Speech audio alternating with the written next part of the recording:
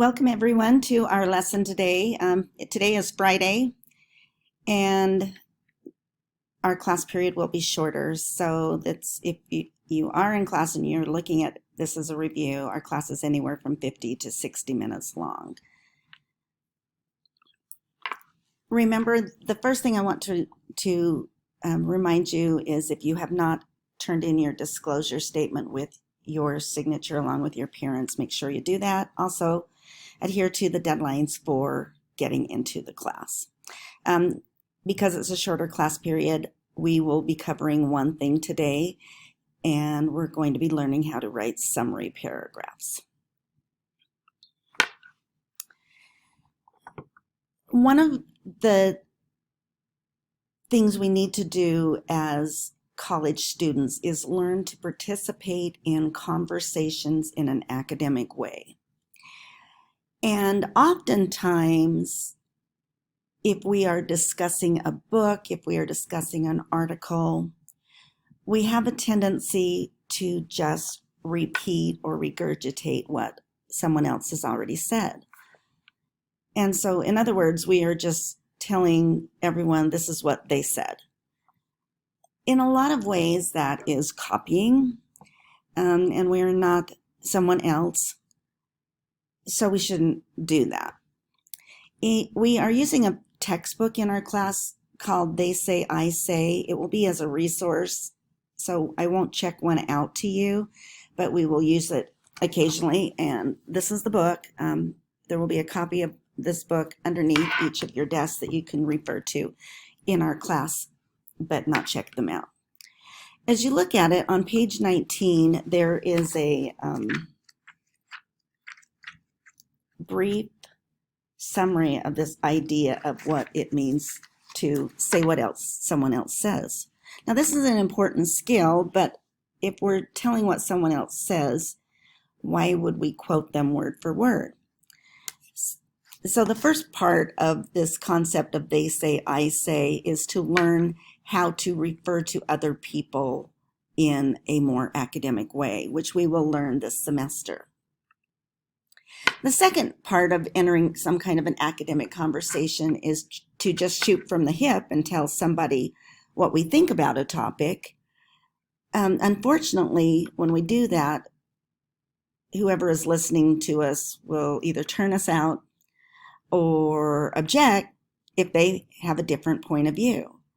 So to just say what we feel about topics isn't a good academic conversation either. There is an image, there's a section on page 4 in They Say, I Say that talks about it, and there is a little image or a comic strip of someone just saying what they're saying, and the other person is doing exactly what I just told you, tuning them out. George Orwell says our English language is used, unfortunately, in a lot of bad ways. We pick up lots of bad habits. If you are not with us today, look over this quote, because our language is powerful and we need to learn to use it in an effective way, which is why this book was put together. The concept of they say by itself is just regurgitating other people, and I say is just saying what my opinion about a topic is. Both of those phrases by themselves don't work, but when you put them together, it is a way for us to enter academic conversations. The book uses the phrase demystifies academic conversation. It allows us or gives us tools that we can use to enter conversations in an academic setting, like a college class. And so what we're going to learn today is the first part of the They Say, I Say model, which is learning how to summarize other people's works. So on the slide, I've given you a definition of what a summary is and the types of summaries that you would write either in college or in the workplace. All of them are types of writing that you will do in college or at work when you're summarizing other people's work. So to illustrate that, I have an example here. Matthew Hudson wrote an article that appeared in The Atlantic magazine, and I have a link here on this page that takes you to the article, and it talks about beyond the five senses. And then in the words on this slide, someone wrote this as a summary. So the article itself is quite a few pages long, and the writer of the summary has condensed it down into one paragraph, which is a good way to say what other people say without repeating them word for word. So how do we write summaries effectively? In your academic notes, if you're not in class, I want all of you to get this slide in your notes. First of all, we have to be clear and fair. We can't insert any of our opinions. We can't put our spin on it. We have to cover their article clearly so that someone else can now know what the summary of the article is clearly and in a non-biased way. Our language has to be direct, concise. So the words we choose need to be precise, vivid verbs. Our language needs to be objective and neutral so that whenever someone reads a summary, they will say, that is fair. If the article is 4 or 5 pages long, we just can't write a summary on the first page. So we have to make sure that we cover the article balanced and proportionally. We need to use what I call attributive tags, and that's referencing the author. The first time you reference the author, you will use the full name. After that, you use the author's last name. When we write summaries, yes, we can quote, but if we do, it's usually just a phrase, but always remember to quote sparingly. And then at the end of a summary, we have to give credit so that we are not plagiarizing or stealing someone else's work by citing the document for the reader that is attached to this summary. There is a Pressbook article that is used in another university. I'm trying to remember, I think it was in Oregon, at one of the universities in Oregon, where I borrowed and put this as a resource that goes into detail a lot of what I said to you on this slide.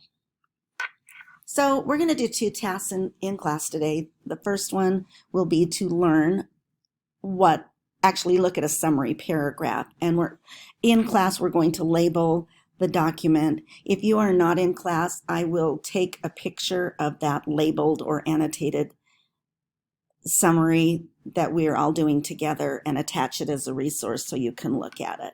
But the purpose of this is so that you will learn how to start a summary, what to put in how to write a topic sentence for a summary paragraph, and how to write each of the sentences and how to conclude it. So in class, we will be using one of the handouts that I gave you that we will write on, and it's a summary paragraph entitled On Teenagers and Tattoos.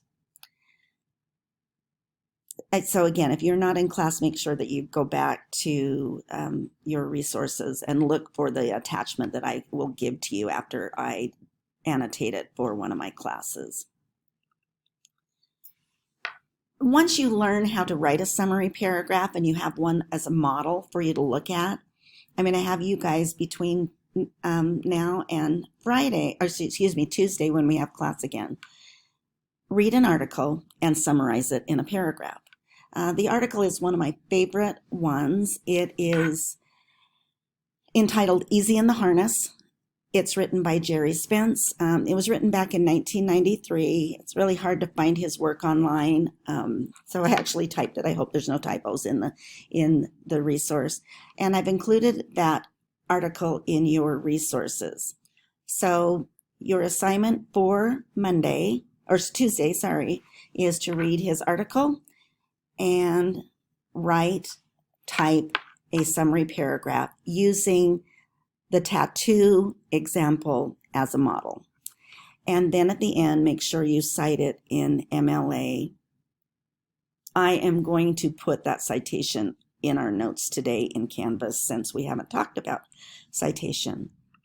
So this slide again just reviews what your assignment will be, writing the summary reading the article, writing the summary paragraph. And then also remember, because you didn't have an assignment that was turned in today, you will be submitting your Wednesday of last Wednesday's assignment with this assignment on Tuesday, where you interviewed 2 people about the type of writing they do at work. So hopefully this helps you navigate through today's work. Thank you and have a great weekend.